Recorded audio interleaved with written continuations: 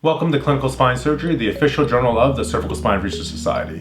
The November 2024 issue is a special CSRS focus issue on cervical spine trauma. It's a pleasure to introduce this series of short videos presented by each author on what they believe to be the take-home points of their article. Hi everyone, my name is Josh Mizels and I'm one of the orthopedic surgery residents at the University of Utah, and I'll be presenting our review paper on Hangman's fractures. Hangman's fractures refers to C2 bilateral pars fractures, and this term was first coined in 1965 as these fractures were felt to be a result of judicial hangings. The most commonly used classification scheme is the Levine-Edwards classification scheme, which is based on the angulation and translation of C2 relative to C3. Type 1 injuries are less than 3 millimeters of translation with no angulation. Type 2 injuries are greater than 3 millimeters of translation and less than 11 degrees of angulation. Type 2A injuries are less than 3 millimeters of translation and greater than 11 degrees of angulation. And type 3 injuries involve bilateral facet dislocations. These are typical Hangman's fractures, which are associated with a rare neurologic injury. Starr and Eisman describe the atypical Hangman's fracture, which is associated with an increased risk for neurologic injury, which doesn't perfectly fit this classification scheme. The treatment for stable injuries is immobilization, and stable injuries include type 1 injuries, most type 2 injuries, and atypical Hangman's fractures with less than 5 millimeters of translation or 15 degrees of angulation, and various options for immobilization exist. The systematic review of non-surgically treated Hangman's fractures found a 96% treatment success rate and an 89% rate of union. Unstable injuries get surgery, and these include type 2A injuries, type 3 injuries, and unstable atypical Hangman's fractures. And again, numerous options exist for surgical treatment of these. This is a systematic review of operatively treated Hangman's fractures, and they demonstrated a 99% treatment success rate and a 99% rate of union following surgery. Our approach is that all patients get a CT and an MRI. Type 1 and type 2 injuries or stable injuries are treated non-operatively, and the type of immobilization depends on whether or not the patient needs a reduction. We get upright x-rays at weekly intervals for the first 4 weeks, then at 8 and 12 weeks post-injury, and then at 12 weeks we begin physical therapy. Type 2A injuries get surgery with 6 weeks of post-operative immobilization, and type 3 injuries also get immobilization. We prefer a posterior approach for these to directly reduce the dislocated facets. And again, these patients get 6 weeks of postoperative immobilization.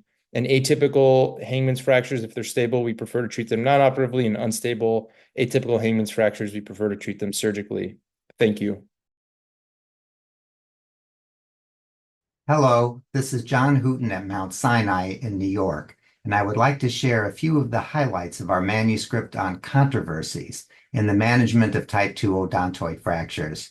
Depending on the fracture characteristics, such as displacement and fracture orientation, as well as the patient's body habitus, both an anterior or posterior surgical approach may be suitable. Our manuscript explores the advantages and drawbacks of each surgical strategy. The ideal treatment outcome, whether the treatment is conservative or surgical, is the formation of a solid bony union.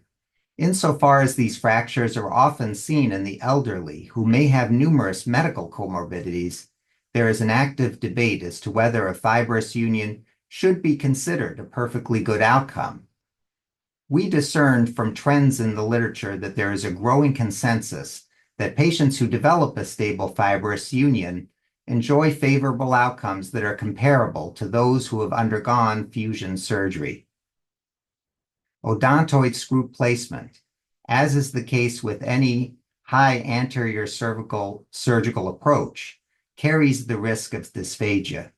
Some authors have highlighted the risk in elderly patients who may be especially susceptible to develop severe dysphagia that may even require the placement of a gastrostomy.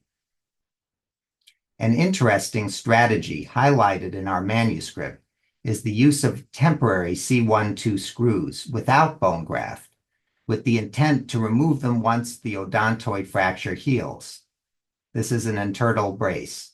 Another novel strategy is to employ the transoral approach to directly place bone graft into the fracture site, a method that can be used simultaneous with either temporary posterior fixation or external orthosis. Finally, controversy remains about graft material for surgery.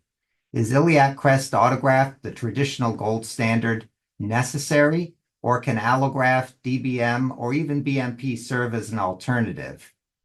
Unfortunately, our review of the literature reveals conflicting data on the success of alternatives to autograft.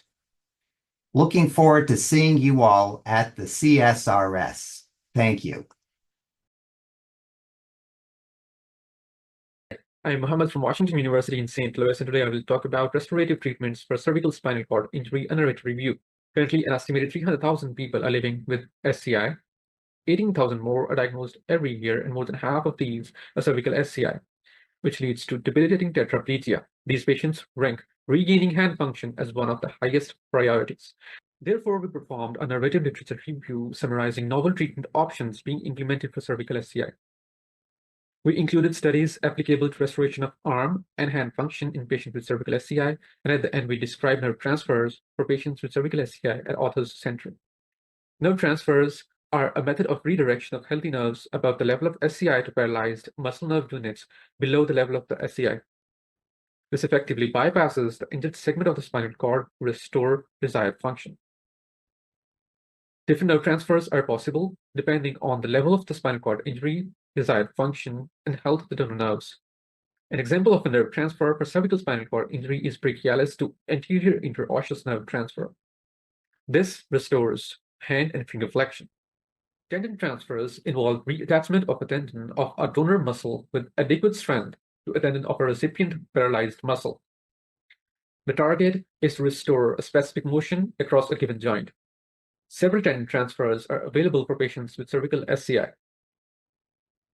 An example of tendon transfer for patients with cervical SCI is brachioradialis to flexor pollicis longus to restore key grip. Clinical trials involving electrical stimulation strategies have also demonstrated significant improvement in upper extremity strength and functional performance. These strategies include spinal cord stimulation, which could be applied epidurally or transcutaneously, functional electrical stimulation applied to nerve muscle units, thereby permitting a purposeful movement, and non-invasive brain stimulation, and neuroprosthetics for the control of robotic arms. A number of different lineages of stem cells have shown improvement of patients from AIS-A to C in several clinical trials. Similarly, immunomodulatory and immunotherapeutic agents have shown potential in improvement of motor outcomes in patients with SCI. At the end, we describe how nerve transfers are performed at our institution for patients with cervical SCI. Patients with AIS with A to C, ICSHT groups 0 to 4 are selected after they have plateaued recovery for at least 6 months. Their evaluation consists of more exams, nerve conduction studies, and EMGs. They could undergo single, double, or triple nerve transfers. During the surgery, intraoperative electrical stimulation is applied to test for donor and recipient nerve health. Nerves are coapted in a tension-free manner, and brief intraoperative electrical stimulation of the donor nerve is carried out to promote nerve regeneration after the procedure. Patients are immobilized for approximately 1 week, and then they undergo occupational hand therapy for up to 36 months. We evaluate patient outcomes through hand dynamometry, SCI-QOL, NeuroQOL, CASH, and GRASP.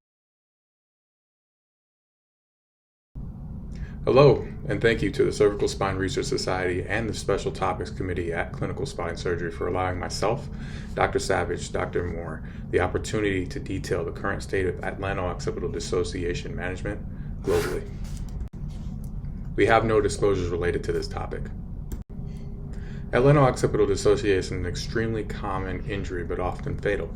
In 2010, there was a systematic review in which almost 20% of blunt trauma fatalities were noted to have AOD, and currently the literature states that 11.5% of AOD patients succumb to the injuries prior to resuscitation efforts or arriving to the hospital. Survivors have about a 60% mortality risk, primarily due to failed recognition. It's an injury that many patients don't survive, and therefore few are even treated when they come to even a high-level volume trauma center. In survivors, this injury is oftentimes missed, as I mentioned, 60%, but approximately 50% of those patients sustain AOD in addition to some kind of blunt cerebrovascular injury. In fact, 20% of which have traumatic brain injury itself. Now, over the past 20 years, these numbers have improved some. But still, 75% of cases go unrecognized within the first 24 hours, and less than 40% of patients who suffer AOD are independent with their function when it comes to neurological status. And so the purpose of this article is really to look at the literature and provide some kind of guidance when it comes to managing AOD. Now, there are a lot of ligamentous structures as you're seeing on this slide, and when these are disrupted, that's considered high energy. We could start off with diagnosis, because it's crucial to get the diagnosis early, with a plain film lateral x-ray, as you're seeing here on the left side. That can show you if there's some rotation between the joint, that there actually is something going wrong, but oftentimes it's subtle, and so a provocative or a traction view with just a little bit of weight can help you out. If that's not enough, you can get a CT scan, and a CT scan will give you a variety of different tools that you can use here. So PAI and BDI are shown on the left, and you can also use the powers ratio in the middle or the sun ratio on the right. These are all very useful techniques to discern whether or not there's a difference between the craniocervical junction in terms of trauma. And if all else fails, you can always get an MRI, although it can be time consuming in some institutions, but an MRI can show some form of edema. And so, when you consider X-ray and CT, up to 74% of patients can be diagnosed with initial assessment. When you couple that with MRI, this number exceeds 95% before 48 hours, which is crucial. You want to aim for 24 hours ideally, but if you can, at least within 48 hours, because after that point, 29% of patients sustain neurological injury, which can be permanent. So you want to intervene quite quickly with approved methods. Thank you. Hi, my name is Jesse. I'm an orthopedic surgery resident at the University of Virginia. I'll be talking about traumatic cervical facet fractures and dislocations. Subaxial spine injuries occur at an annual incidence of 0.01%. Roughly 10% of all cervical spine fractures involve the facet joint. The most common described mechanism is a flexion distraction injury.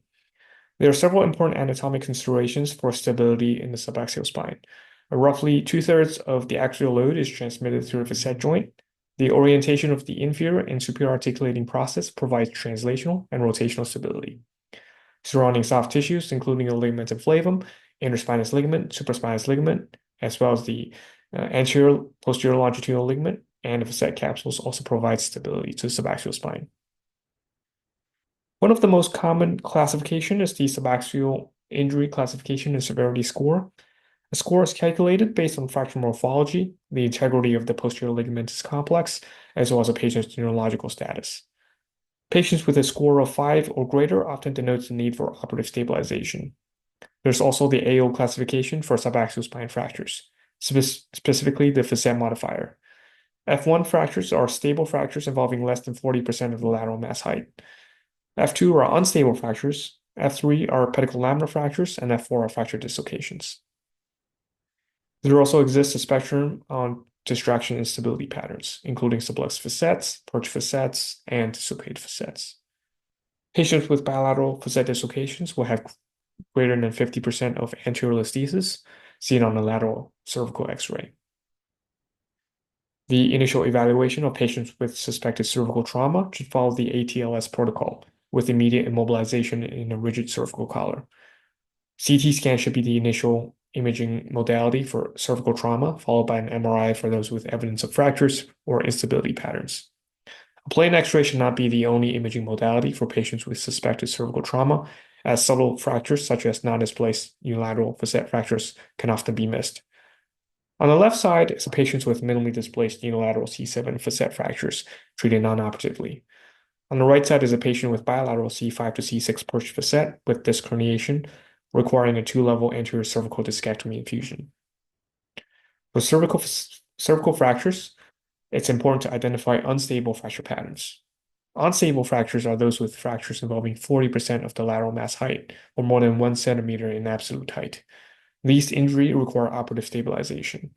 However, stable fracture patterns can be managed conservatively in a rigid cervical collar for 6 to 8 weeks. Here we describe a management algorithm for patients with subaxial spine dislocations. If patients are awake and able to participate in a neurological exam with evidence of declining function, a closed reduction can be attempted. In patients who are awake and stable, an MRI can be obtained and an OR can be readied in an urgent but not emergent manner. Patients who are obtunded or those who have failed closed reduction attempt, an MRI should be emergently obtained, followed by a plan for operative decompression and stabilization. The approach for surgery should be based on MRI findings. If there's evidence of disc herniation or osseous fragments that may cause impingement on the spinal cord, an anterior discectomy and reduction is preferred. If an anterior reduction is unsuccessful, then a combination of anterior and posterior approach should be considered. In those without disc herniation, either a posterior or anterior approach can be completed based on surgeon preference. In conclusion, flexion distraction injuries and rotational injuries can cause varying patterns of fractures and dislocations. It's critical to identify unstable injury patterns that require operative stabilization. Low energy, minimally displaced facet fractures can be treated successfully in a rigid cervical collar. However, those with high energy, trauma, and displaced fractures or dislocations will often require surgical intervention. It's important to consider MRI findings to determine optimal approach to treatment of these injuries. Thank you. Hi, my name is Greg Kazarian from the Hospital for Special Surgery. Today I'll be presenting a summary of a special topics article that was performed with Dr. Shiraz Qureshi for the CSRS entitled Return to Play Following Injuries to the Cervical Spine. Contact sports are the most common cause of cervical spine injuries globally, and timely and safe return to play is important, especially for elite level athletes, but also for casual sports enthusiasts.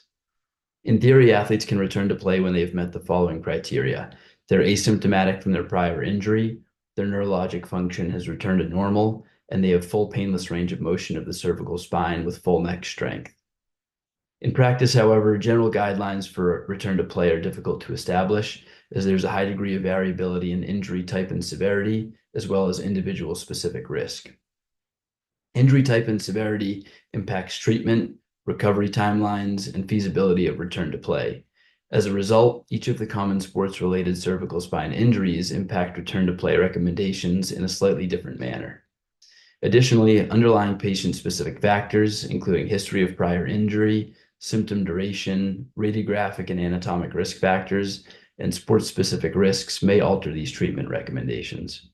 For these reasons, the safest return to play recommendations should be both injury-specific and patient-specific.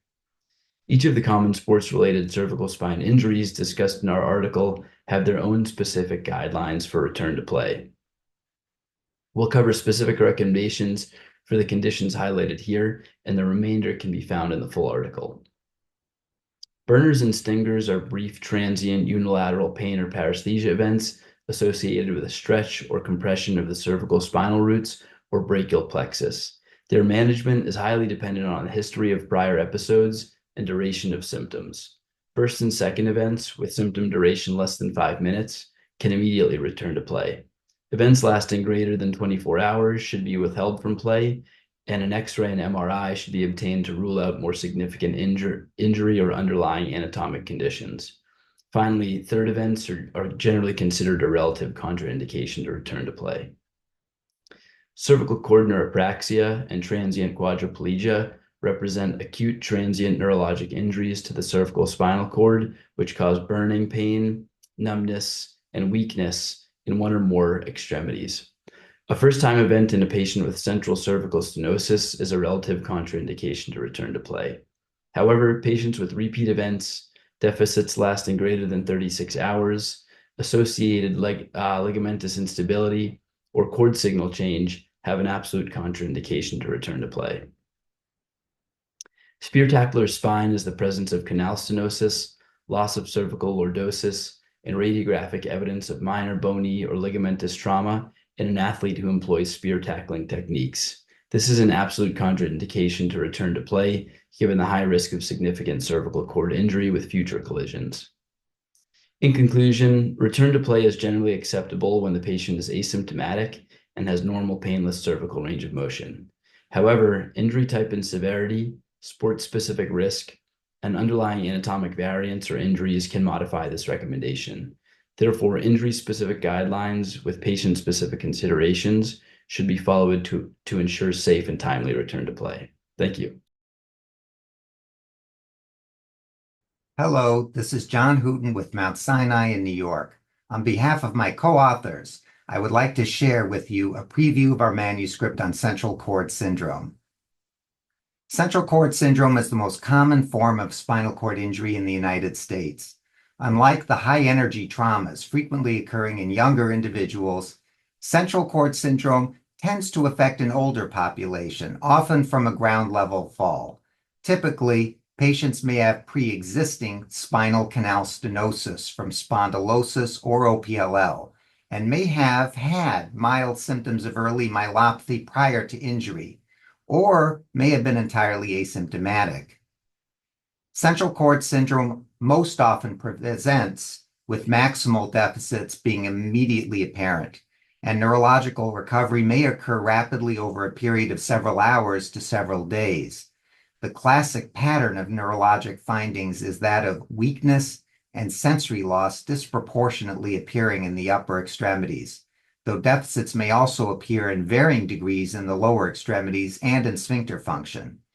Often patients complain of a prominent, burning, dysthetic pain in the hands. The pattern of neurological deficits traditionally has been attributed to a somatotopic arrangement of fibers in the spinal cord, with the hand fibers located centrally, where more serious injury appears to occur. More recent studies, however, have not found evidence for a somatotopic arrangement within the spinal cord.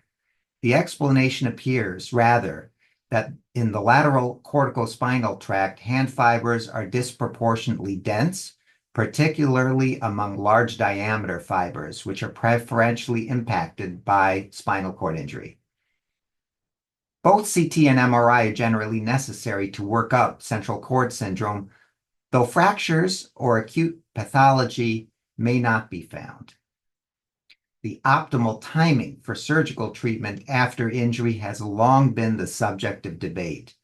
One treatment strategy has been to allow patients to improve until they reach a neurologic plateau, at which time decompressive surgery is electively offered, often several weeks after the traumatic event.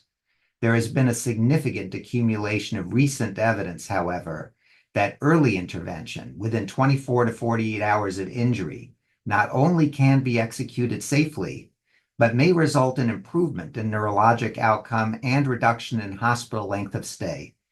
Early surgical interventions certainly must be considered in individuals who fail to demonstrate neurologic improvement or who continue to show evidence of deterioration. Thank you, and I look forward to seeing you at the CSRS.